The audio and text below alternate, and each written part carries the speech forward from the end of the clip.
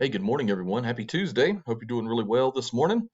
Opportunity for us to get together this morning as we start this new day, give you some updates, some information, and also talk to you a little bit about how to become a fantastic leader. So, I'm going to do all those things in the next about 8 or 9 minutes. I appreciate you giving me your attention this morning. One thing that I wanted to do, hadn't had an opportunity to call some birthdays in a couple of weeks, and we've had several scholars that had a birthday last week while we were out of school and then some that are celebrating this week.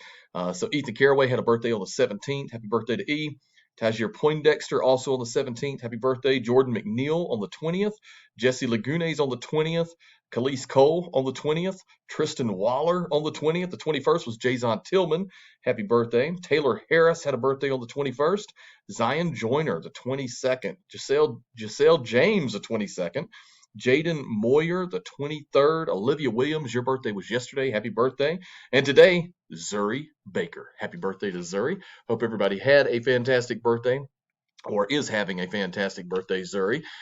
Just awesome to recognize each one of you. Hey guys, so several announcements. Don't forget that today is a B day. We're running a pretty regular schedule. We've got some new lip block classes that are starting this morning. So some of you guys will be moving to some new classrooms as we move to lip block at 8:35 this morning. Regular B day schedule after that. Tomorrow is Scholar Recognition Assembly. So we always encourage our scholars to blazer up on these recognition days. Our 7th and 8th graders will have their recognition assembly in the morning, and then 5th and 6th graders, your assembly will be in the afternoon. But if you're a blazer recipient, I encourage you to be sure you wear your blazer on these recognition days and wear it regularly, man. We got some of our scholars that wear it on a daily basis, some a couple times a week. But if you're a blazer recipient, I encourage you to wear your blazer. Tomorrow is also a home game day. Our scholars played last night over at Ferndale. They play here tomorrow against Southern. So if you're interested in staying for that game, you need a note to stay after for study hall, $3 to purchase a ticket, and a ride to pick you up at 7 o'clock tomorrow. So that is one of our remaining home games. And then this Friday, we got a really cool Scholar Dollar event. So all those Scholar Dollars that you've been earning, you have an opportunity to cash in. So we've been working on week 21. Last week was only 3 days and they were remote, and so we're combining it with the 5 face-to-face days from this week. Looks like Sabio House is still in the lead, but Nike, man, chomping at the bit, trying to chase them down. We'll see if they can get a hold of them in week 21. All right, guys, here we go. Got just a couple of minutes with you this morning. During the month of January, the term is courage. You should know that definition by now, but just making sure that you're willing to attempt things that are difficult. If they're worthwhile, they may be difficult, but be willing to attempt those things. Don't shy away from them. That's what having courage is all about. So this week, I've been using some research from a guy named Paul Tuff. I've told you that he's written several books, and I like to read. And one of the books he wrote is How Children Succeed. And he identified 7 characteristics. Real quickly, review the ones we've already discussed. We said that grit is like your ability to persevere and overcome. And if you're going to be successful, you're going to encounter challenges, and you've got to be able to be gritty, overcoming those challenges, making sure that when you see an obstacle, you don't back away and just say, well, that's not something I can accomplish. So not only grittiness, but also this idea of optimism, making sure that when you see life, when you see an opportunity to go do something new, you think positively about it. You see the good that can come in every situation, but you kind of have to train your brain to think that way, because some people are pessimistic. They see the same situation and they think, oh man, I can't do that, or this isn't going to be a good day. Where others see that exact same set of circumstances, like, man, all right, let's go. So optimistic people are more successful in school, in the workplace, in their relationships. So I encourage you to be an optimist, even when things are kind of difficult, whether it's at home or in school or on the ball field, whatever. Continue to have an optimistic view. And then yesterday we talked about this term of zest. And so zest, one of those 4-letter words that basically means you're somebody that brings enthusiasm and energy into the classroom or into their family or onto the field or the court. Enthusiasm, like our cheerleaders last night, man, full of zest. They cheered the entire time. Boys game was first, girls game was second. They cheered all the way to the end. I love the zest, the spirit, the spunk, the enthusiasm and energy that comes along with our cheer team. They do a great job. So I encourage you to be somebody that brings zest to every situation. I told you about Matt yesterday. Matt's just a dude who has a high level of zest. And so he has an opportunity to travel around the world. He gets people to dance with him. They smile. They feed off his energy. And we said that zest is a really good thing. It leads to happiness. Zestful people perform better at work. And zestful teachers, man, they're better at their jobs. So we like zest in a great way, okay?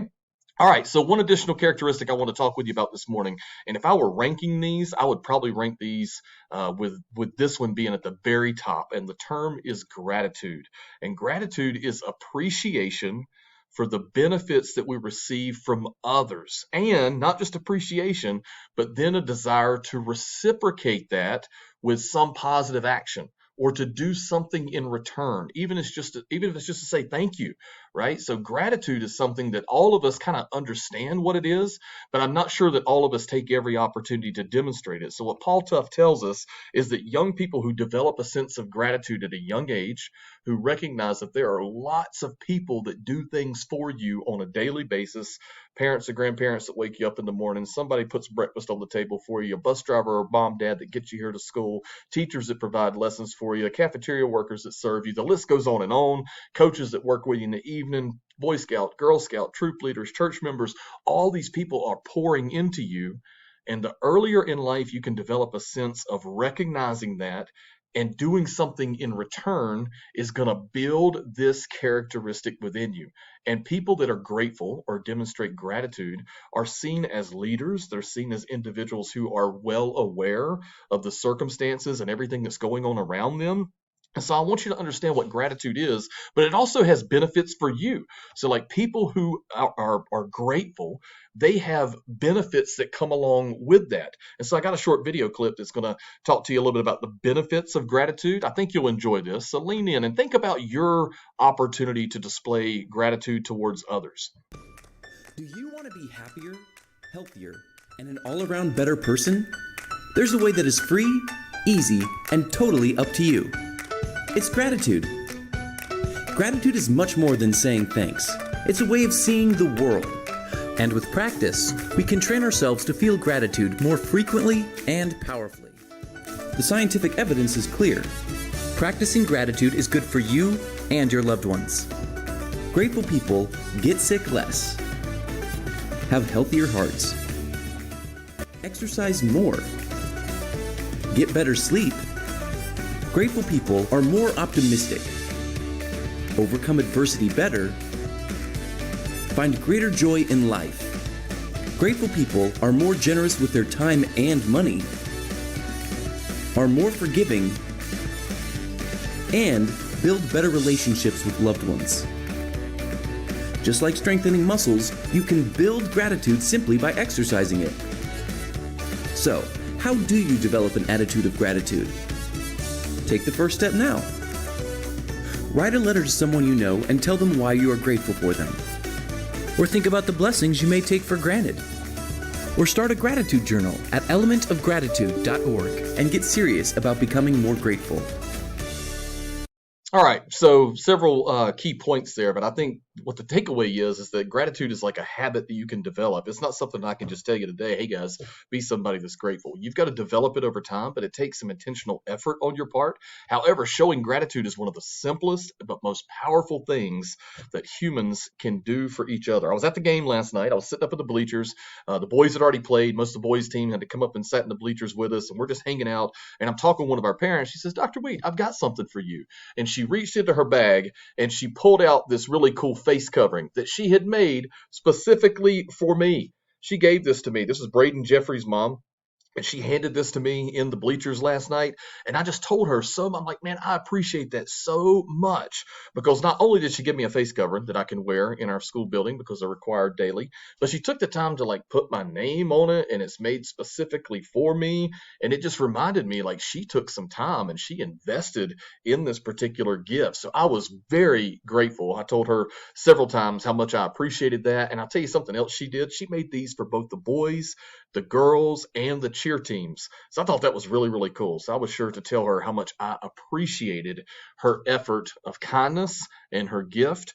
But it doesn't always have to be a physical thing, right? It can be when you get off the bus in the morning. Every single scholar should look at your bus driver in the eye when you get off the bus and say, hey, thank you very much for driving me to school today. That should be a non-negotiable. When you get out of the car in the morning, hey, Mom, thanks for getting me to school. Have a great day. When you walk out of your social studies class, hey, Miss Durham, thanks for a great lesson. Every day you should look for opportunities to thank people or to extend gratitude, not just for physical gifts. That's always cool, but for the effort that they are putting into your life. So I want you to just think about how you can develop a sense of gratitude. Now, this looks like a group of grateful scholars right there.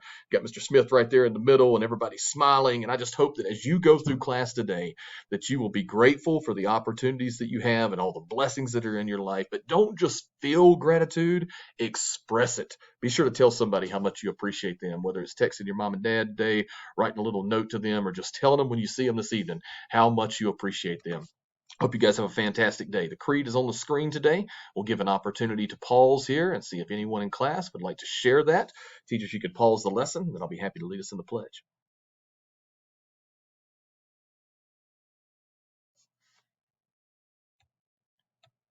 All right, I invite you to stand this morning. I see the Pledge of Allegiance as an opportunity to show gratitude too for the things that our country has been founded on. And although we have some problems in our society, some things that still need to change, we as a people need to be committed to liberty and justice for everyone. So I invite you to stand today. I pledge allegiance to the flag of the United States of America and to the republic for which it stands, one nation, under God, indivisible, with liberty and justice for all. All right, guys, I'm grateful for each one of you, especially our teachers, for the hard work they're putting in each and every day. It is going to be a great day. Enjoy your day, guys.